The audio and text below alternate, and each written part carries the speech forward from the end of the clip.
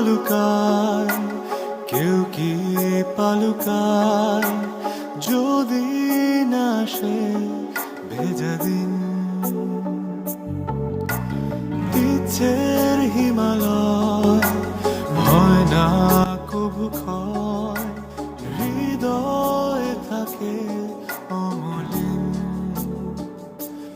কিছু স্বপ্ন, কিছু ইচ্ছে, এই আমায় টেনে নিচ্ছে তোমার কাছে বারবার।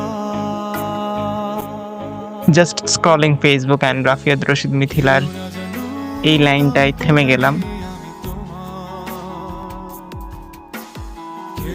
পাওয়ার হিসাব করি না, হারিয়ে যা পেয়েছি সেটাই আজ সবচেয়ে বড় শক্তি।